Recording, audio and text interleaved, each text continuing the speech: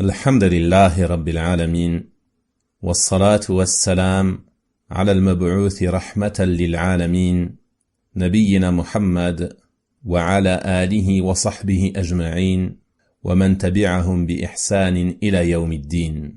أما بعد. Chers frères et sœurs, nous nous réunissons aujourd'hui pour parler d'un sujet d'une grande importance qui concerne les moyens de préserver sa foi. Cette foi qui est le plus grand des bienfaits et la plus grande des faveurs qu'Allah subhanahu wa ta'ala puisse accorder à son serviteur. Chacun d'entre nous doit être conscient de ce bienfait et savoir que cette foi est la chose la plus précieuse sur laquelle tu dois veiller et que tu dois préserver, car elle augmente et elle diminue et peut même s'user si le serviteur ne prend pas soin de sans cesse la renouveler et de purifier son cœur. Le prophète sallallahu alayhi wa sallam a dit dans un hadith authentique: la foi s'use dans le cœur de l'un d'entre vous de la même manière que s'use le vêtement. Demandez donc à Allah subhanahu wa ta'ala de renouveler la foi dans vos cœurs. Dans ce hadith, le prophète sallallahu alayhi wa sallam nous a donné un exemple concret afin que l'on comprenne l'importance de prendre soin de notre foi et la manière par laquelle il convient de prendre soin de cette foi.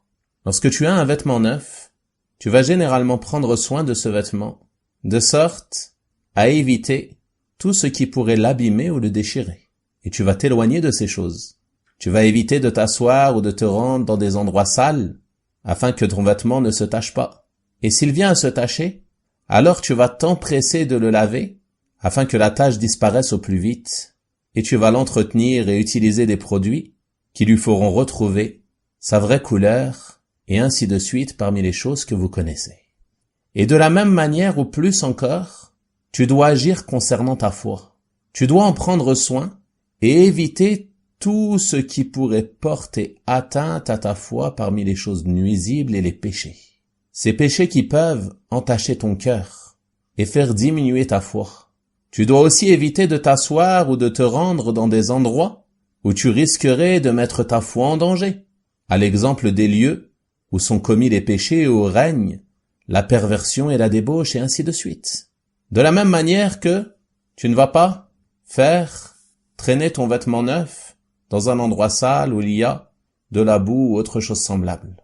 Tu dois prendre garde de ne pas laisser ta foi en danger en te rendant dans des endroits où ton cœur risque d'être entaché par une multitude de choses nuisibles parmi les péchés et ainsi de suite. Et si tu ressens que ta foi diminue, ou que ton cœur a été souillé par un péché, alors de la même manière que pour le vêtement, tu vas t'empresser de purifier ton cœur. Et ceci a lieu en revenant à Allah subhanahu wa ta'ala, par le repentir sincère, en implorant son pardon, afin que cette tache disparaisse de ton cœur, et que ta foi remonte, bi'idhnillahi ta'ala. Et tu vas entretenir ta foi, et sans cesse la renouveler, en multipliant les causes qui te permettront de faire augmenter ta foi, bi'idhnillahi ta'ala.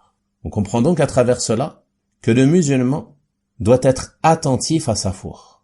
Et il doit prendre garde à ne pas être du nombre des insouciants, qui laissent leur foi diminuer et diminuer et diminuer, sans n'accorder aucune importance à cela, jusqu'à se retrouver du nombre des égarés, et on demande à Allah subhanahu wa ta'ala de nous en préserver.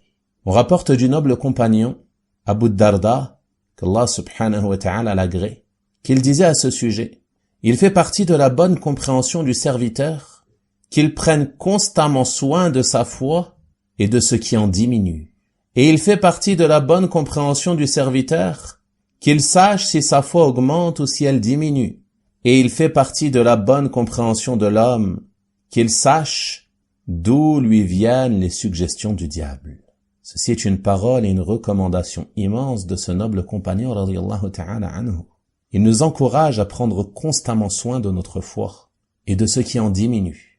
Et il nous indique qu'il fait partie de la bonne compréhension, qu'il fait partie de la science et de la perspicacité du serviteur, qu'il observe et qu'il sache si sa foi augmente ou si elle diminue. Que s'il observe une diminution de foi, il s'empresse alors de remédier à cela, de soigner son cœur, et de ne pas laisser cette foi diminuer sans chercher à remédier à cette diminution. Car celui qui ne cherche pas à y remédier, alors il risque de courir à sa perte, wal-'iyadhu billah. Chers frères et sœurs, nous sortons tout juste du meilleur mois de l'année pour le croyant. Le mois de Ramadan, durant lequel le croyant fait des efforts pour se réformer, pour revenir à Allah subhanahu wa ta'ala d'un repentir sincère, pour multiplier le bien et les bonnes actions. Et tout cela fait augmenter la foi du serviteur. Et de la même manière, durant ce mois, le croyant s'éloigne des péchés et des mauvaises actions, évitant ainsi de voir sa foi diminuer. Et c'est pour cela que beaucoup d'entre nous ressentent durant le mois de Ramadan un bien-être qu'ils ne ressentent pas durant les autres mois de l'année. Car durant ce mois, le croyant se consacre à l'adoration d'Allah subhanahu wa ta'ala et fait des efforts qu'il ne fait peut-être pas durant le reste de l'année, en raison de la particularité de ce mois dans lequel sont réunies de nobles adorations à l'exemple du jeûne, la prière de nuit et la lecture du Coran, qui font partie des adorations les plus immenses, qui ont un impact direct sur la foi du serviteur. Et toute personne ayant ressenti ce bien-être durant ce mois aimerait bien sûr le voir perdurer et ne pas se retrouver à nouveau angoissé, la poitrine serrée, empli de gêne et d'un mal-être qui sont les conséquences de la diminution de la foi dans le cœur du serviteur. Donc si tu as conscience de cela, que tu as conscience de ce changement qui se produit après le mois de Ramadan, tu dois tout faire afin de préserver ta foi et ne pas laisser tes efforts partir en fumée. Ne sois pas de ceux qui, une fois ce mois terminé, replongent dans leur insouciance. Ne sois pas de ceux qui ne connaissent Allah subhanahu wa ta'ala que durant le mois de Ramadan. Celui que l'on adore, c'est Allah subhanahu wa ta'ala et ce n'est pas le mois de Ramadan. Et même si le mois de Ramadan est terminé, Allah subhanahu wa ta'ala est le vivant qui ne meurt jamais. Donc tu dois prendre garde à ne pas faiblir après ce mois, ne pas laisser ta foi diminuer. Profiter de cet élan que tu as eu durant ce mois pour persister dans le bien et dans les bonnes actions. Ne pas laisser ta foi faiblir, ne pas replonger dans l'insouciance, ne pas retourner au péché que tu as réussi à délaisser durant ce mois, ne pas abandonner les efforts que tu as entrepris, continuer dans les œuvres de bien et les bonnes actions, persévérer dans tes efforts, continuer un minimum la prière de nuit, la lecture du Coran et ainsi de suite. Ne gâche pas ces efforts que tu as faits durant ce mois, mais préserve ta foi. Continue de l'entretenir comme tu l'as fait durant ce mois, afin de ressentir ce bien-être que tu as ressenti durant ce mois tout au long de l'année, bi'idhnillahi ta'ala. Et pour pouvoir prendre soin de sa foi, et ne pas la voir diminuer et faiblir, il est nécessaire tout d'abord de comprendre qu'est-ce que la foi et quelle est sa définition. Et comme vous le savez très certainement, les gens de la Sunna ont défini la foi comme étant croyance du cœur, parole de la langue, acte du corps. Elle augmente par l'obéissance à Allah et elle diminue par la désobéissance à Allah. Médite bien sur les 5 choses mentionnées dans cette définition, car celles-ci te permettront d'avoir une vue d'ensemble et de connaître d'un point de vue général quels sont les moyens de préserver ta foi et de la faire augmenter et comment éviter que celle-ci ne diminue. Croyance, parole et acte font donc partie de la foi comme tu viens de l'entendre dans cette définition.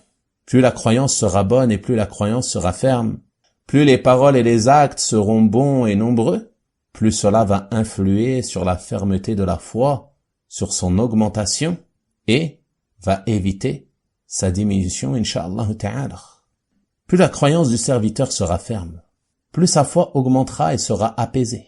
Et c'est pour cela qu'il convient à chacun d'entre nous et à chaque personne qui souhaite préserver sa foi, de redoubler d'efforts dans l'apprentissage de la croyance authentique. Et tu ne dois pas te contenter de simples prétentions, comme beaucoup de gens le font en disant faire partie des gens de la Sunna, ou suivre les salafs, suivre les pieux prédécesseurs, alors qu'ils sont ignorants de cette croyance, ignorants de la croyance des salafs, ignorants de la croyance des gens de la Sunna. Et ceci ne convient pas pour le musulman. Comment peux-tu prétendre emprunter une voie alors que tu n'en connais même pas les fondements? Donc la plus grande chose à faire pour préserver ta foi, c'est d'apprendre la croyance authentique de ces sources sûres. Ces sources sûres qui sont le Coran et la Sunna, selon la compréhension des pieux prédécesseurs de la communauté, rahimahumullah ta'ala. Tu dois apprendre cette croyance, à commencer par apprendre à connaître Allah subhanahu wa ta'ala, connaître ton Seigneur, connaître ses noms et ses attributs, et connaître la croyance correcte à ce sujet, car ceci fait partie des plus grandes causes de préservation de la foi et de son augmentation et de sa fermeté. Et il est nécessaire également d'apprendre la croyance authentique concernant les autres piliers de la foi, qui sont la foi aux anges, la foi aux livres, la foi aux messagers, la foi au jour dernier et la foi au destin, qu'il soit bon ou mauvais. Chacun d'entre nous doit faire des efforts pour apprendre cette croyance et prendre garde aux croyances déviantes et innovées qui pourraient non pas seulement faire diminuer ta foi, mais totalement l'annuler et la faire disparaître, wal'iyadhu billah. Donc ceci n'est pas une chose à prendre à la légère. On voit nombre de personnes aujourd'hui qui, n'accordant que très peu de considération à ce sujet, se laissent aller à écouter toute personne ou tout prédicateur se mettant en avant sur ces réseaux sociaux qui sont accessibles à tous aujourd'hui, sans prendre soin de veiller à qui est cette personne de qui ils prennent la science. Au risque de prendre la science de personnes faisant partie des plus grands égarés parmi les gens de l'innovation. Certains pouvant parfois même faire partie de sectes chiites ou de sectes ayant pour croyance certaines croyances des Jahmiya ou des Mu'tazila, ou encore, de manière plus courante, des Asha'ira ou des Maturidiya, et ainsi de suite parmi les sectes aux croyances innovées et contraires à la croyance authentique, qui est la croyance des gens de la Sunna et du groupe, qui ont pour modèle le prophète sallallahu alayhi wa sallam et ses compagnons radiyallahu anhum. Donc le musulman doit prendre garde à cela. Il se peut que certains se mettent en avant tout d'abord par des sujets attrayants, des sujets de base concernant tout musulman, puis peu à peu qu'ils se mettent à propager leurs innovations, leurs égarements, et mènent ensuite ceux qui les ont écoutés à leur perte, et on demande à Allah subhanahu wa ta'ala de nous préserver. Donc ceci est la première chose sur laquelle tu dois veiller si tu souhaites préserver ta foi. Préserve ta croyance. Apprends la croyance authentique auprès des gens de science dignes de confiance. Et prends garde à toute personne appelant aux croyances innovées qui mettraient en péril ta foi. Ensuite, le deuxième point mentionné dans cette définition, ce sont les paroles. Tu dois veiller également aux paroles qui font augmenter ta foi et prendre garde à celles qui pourraient la faire diminuer ou voire même l'annuler. Et parmi les meilleures paroles qui feront augmenter ta foi, il y a bien sûr la récitation du livre d'Allah subhanahu wa ta'ala, comme tu as pu le faire durant ce mois. Et c'est pour cela que tu as vu ta foi augmenter. Et c'est pour cela que tu as ressenti ce bien-être dans ton cœur. Prends donc garde à ne pas être de ceux qui n'ouvrent le livre d'Allah subhanahu wa ta'ala et ne le récitent et ne le lisent que durant le mois de Ramadan, puis laisse ensuite le mushaf prendre la poussière sur une étagère tout au long de l'année, wal'iyadhu billah. Si tu souhaites préserver ta foi, préserve tes efforts dans la lecture du livre d'Allah. La lecture du Coran, ce n'est pas une adoration qui n'est légiférée que durant le mois de Ramadan, mais elle est légiférée tout au long de l'année. Donc poursuis tes efforts, même s'ils ne sont pas aussi intenses que durant le mois de Ramadan. Tu ne dois pas délaisser totalement la lecture du Coran. Essaie d'y consacrer un minimum de temps dans chacune de tes journées afin de préserver ta foi, bi'idhnillahi ta'ala, et on demande à Allah subhanahu wa ta'ala de nous assister en cela. Également parmi les paroles qui font augmenter la foi, il y a le rappel d'Allah, le dhikr, qui fait partie des œuvres les plus simples et pourtant négligées par grand nombre de personnes. Ce dhikr que tu fais avec ta langue, une adoration qui ne te demande que très peu d'efforts. Subhanallah, alhamdulillah, la ilaha illallah, wallahu akbar. Ces paroles qui sont les plus aimées d'Allah. La hawla wa la quwwata illa billah. Un trésor parmi les trésors du paradis.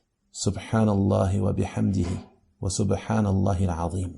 Des paroles immenses en termes de récompense. Mais malheureusement, nombre d'entre nous sont dans l'insouciance. Tu sais que ces simples paroles vont avoir un effet direct sur ta foi et sur la purification de ton cœur. Tu sais qu'elles sont simples à prononcer. Donc pourquoi les négliger? Pourquoi laisser nombre de minutes, voire des heures et des journées entières passer dans l'insouciance sans se rappeler d'Allah subhanahu wa ta'ala par ces paroles simples qui vont préserver ta foi, la faire augmenter et augmenter le poids de tes bonnes actions dans la balance. Parmi les paroles qui font partie de la foi également et la font augmenter, il y a aussi des paroles très simples que tu ne dois pas négliger, qui sont toutes paroles agréables que tu peux adresser à tes frères et sœurs et qui font entrer la joie et le bonheur dans leur cœur. Tu ne dois pas négliger ces paroles, et plus particulièrement en ce qui concerne tes proches, à commencer par tes parents et les gens de ton foyer. Et ceci fait partie des moyens de préserver ta foi, de la faire augmenter, mais aussi de trouver le bonheur dans ton foyer et l'apaisement. Allah subhanahu wa ta'ala nous a ordonné dans son noble livre de prononcer des bonnes paroles. Il a dit « وَقُلْ لِعِبَادِي يَقُولُ الَّتِي هِيَ أَحْسَنُ » et dis à mes serviteurs d'exprimer les meilleures paroles. Bien entendu, parmi les meilleures paroles, comme on a dit, il y a la récitation du livre d'Allah, le rappel d'Allah, le commandement du bien, l'interdiction du mal, l'enseignement de la science profitable, et ainsi de suite. Mais il y a aussi toutes belles paroles que tu prononces pour réjouir ton père, pour réjouir ta mère, pour réjouir ton époux, ton épouse, tes enfants, ton frère, ta sœur, et ainsi de suite. Ceci fait partie des meilleures paroles. Des paroles pour lesquelles tu es récompensé. Le prophète sallallahu alayhi wa sallam a dit dans le hadith, « Protégez-vous du feu, ne serait-ce que par une demi-date donnée en aumône. Et celui qui ne peut pas, par une bonne parole. Par une bonne parole, tu te protèges du feu. Tu préserves ta foi, tu la fais augmenter, bi'idhnillahi ta'ala. » Et ensuite, Allah subhanahu wa ta'ala nous avertit contre le contraire et il dit, « Inna ash-shaytana yanzaru baynahum. » Car le diable sème la discorde parmi eux. Le diable, il sème la discorde entre les serviteurs. Et parmi les moyens de semer la discorde, le fait de leur faire prononcer des mauvaises paroles, des paroles désagréables, des paroles blessantes, qui vont blesser le cœur de ton frère ou de ta sœur. Ou pire encore, des paroles interdites, à l'exemple du mensonge, de la calomnie, de la médisance, du colportage et ainsi de suite, qui sont parmi les plus grandes causes de discorde et de division entre les musulmans. Et tout ceci porte atteinte à la foi et la fait diminuer. Donc tu dois prendre garde à cela. Prendre garde aux suggestions et aux incitations du diable. Rappelle-toi de la parole d'Abu Darda que l'on a mentionnée.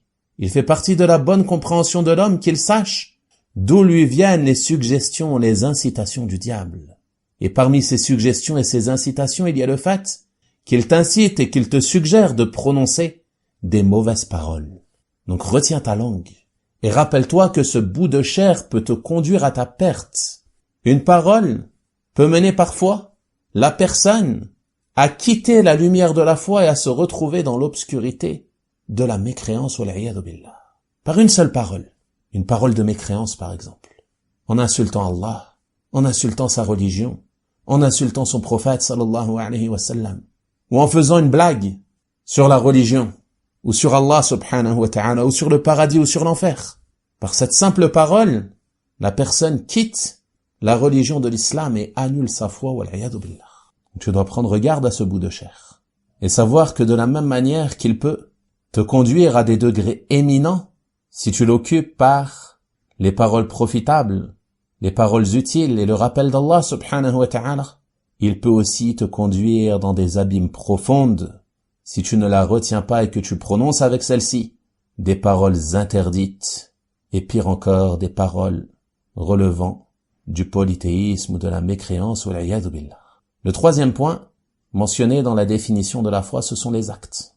La foi est croyance du cœur, parole de la langue et acte du corps. Et ceci englobe tous les actes de bien et toutes les bonnes actions que le croyant peut accomplir, à commencer par la prière, la zakat, le jeûne, le pèlerinage, et ainsi de suite parmi les actes aimés par Allah subhanahu wa ta'ala et qui font partie de la foi et la font augmenter bi'idhnillahi ta'ala. Plus tu as assidu à ces actions et plus tu redoubles d'efforts dans celles-ci, plus ceci sera un moyen de préserver ta foi bi'idhnillahi ta'ala. Prenons l'exemple de la prière. Tu as ces 5 prières quotidiennes qu'Allah subhanahu wa ta'ala a prescrites pour toi. il te convient d'être assidu à ces prières, ne pas les négliger. Accomplir chacune de ces prières en son temps, ne pas les faire sortir de leur temps, sous prétexte de courir après les biens vils de ce bas monde, comme pour un travail ou autre. Tu dois accomplir chacune de ces prières en leur temps. Inna as-salata kanat 'ala al-mu'minina kitaban mawquta. En vérité, la prière demeure pour les croyants une obligation des temps déterminés. Durant le mois de Ramadan et en dehors du mois de Ramadan. Il y a certaines personnes qui n'accomplissent leur prière que durant Ramadan. Une fois Ramadan terminé, ils délaissent la prière, comme si cette adoration n'était prescrite que durant un mois de l'année. D'autres, alhamdulillah, ils sont assidus à leurs prières obligatoires. Ils les accomplissent quotidiennement. Ils ne les font pas sortir de leur temps. Mais, une fois Ramadan terminé, ils délaissent les prières surrogatoires et plus particulièrement la prière de nuit. Et ceci également est une erreur. Et une chose qui risque de faire diminuer ta foi. Donc si tu souhaites préserver ta foi, tu dois être assidu à tes prières quotidiennes et faire suivre ces prières de prières surrogatoires qui vont te permettre de préserver ta foi et de préserver ton assiduité aux prières obligatoires.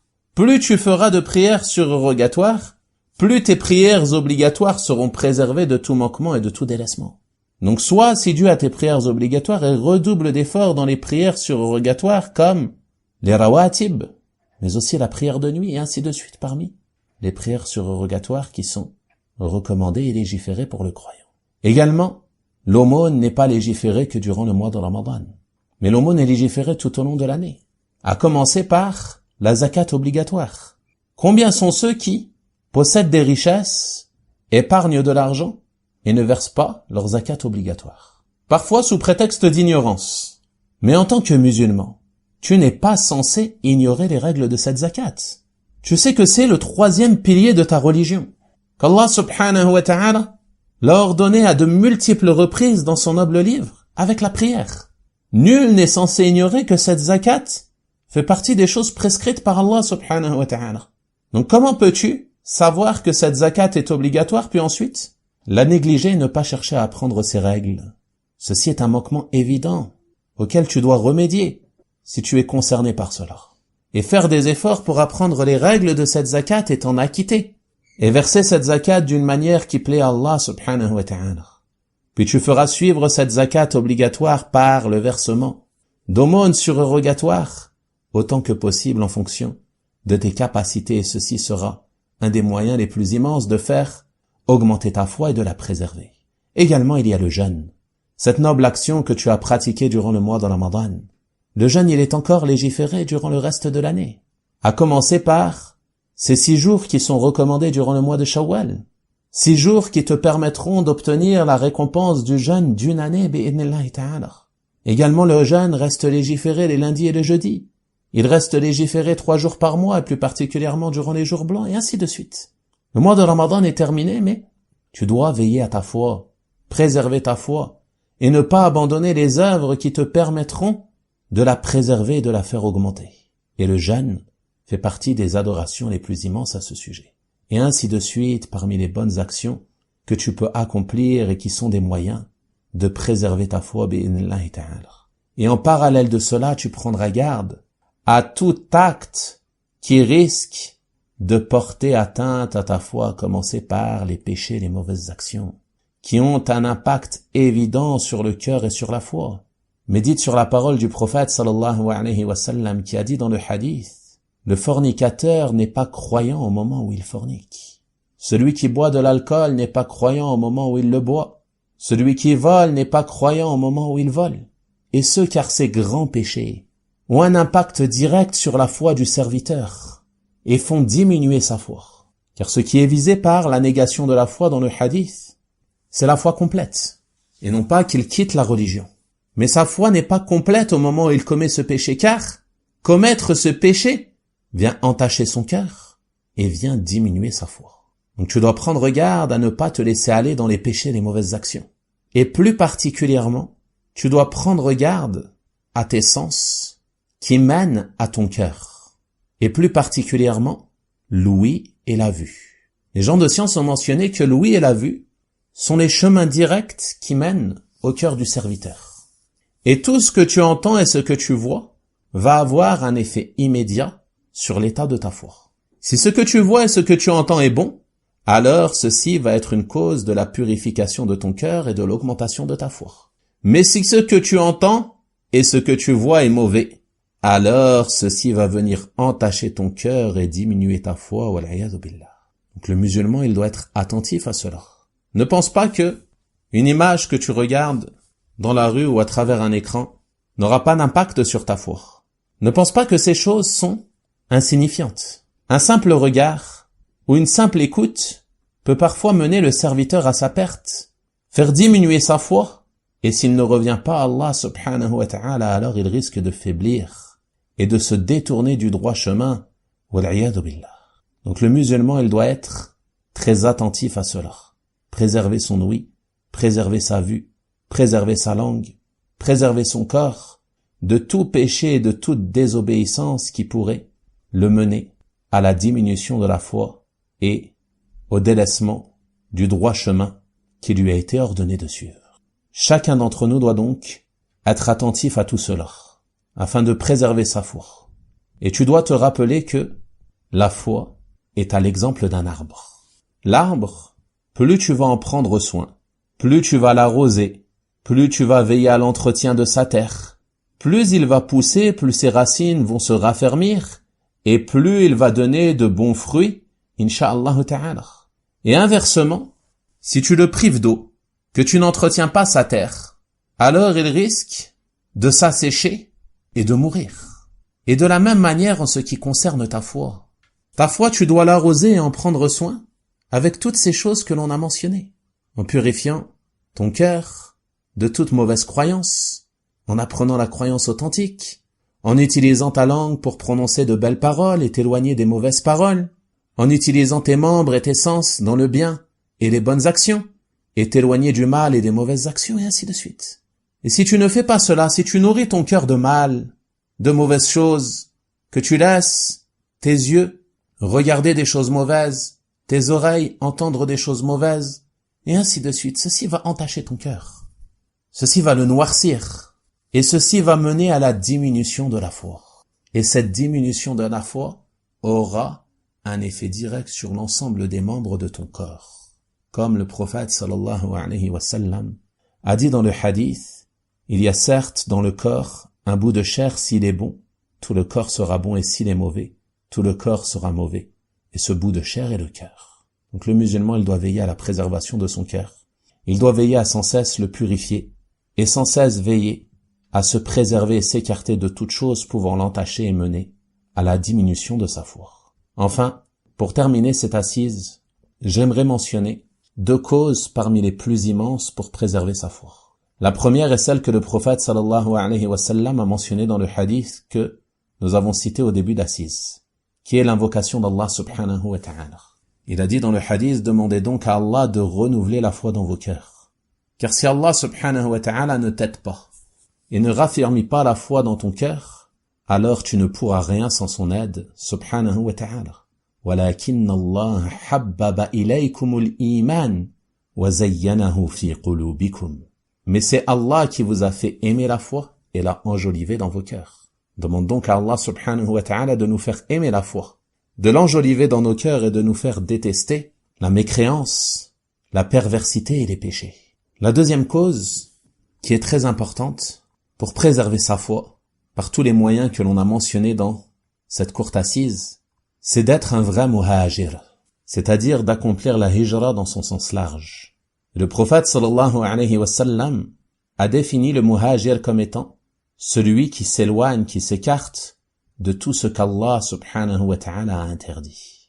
Donc il fait partie des plus grands moyens pour le croyant de préserver sa foi, d'accomplir la hijra, en quittant les terres de mécréance pour se rendre dans les terres d'islam, où il sera plus à même, bi'idhnillahi ta'ala, de tout mettre en œuvre, ce que l'on a mentionné dans cette assise, afin de préserver sa foi, de multiplier le bien et les bonnes actions et de s'écarter du mal et des mauvaises actions. Et dans un sens plus large, il nous est demandé de faire la hijra de sorte à nous éloigner de tout ce qu'Allah subhanahu wa ta'ala a interdit, de s'éloigner de tous les péchés, de faire des efforts pour s'écarter du mal et des mauvaises actions, que ce soit physiquement ou virtuellement à travers ces écrans aujourd'hui. S'éloigner des endroits de mal, s'éloigner des endroits où les mauvaises actions sont commises ouvertement, et ne pas penser que se mélanger à ces personnes qui commettent des péchés, ou à se trouver dans ces endroits où le mal est commis jour et nuit, sans aucune pudeur.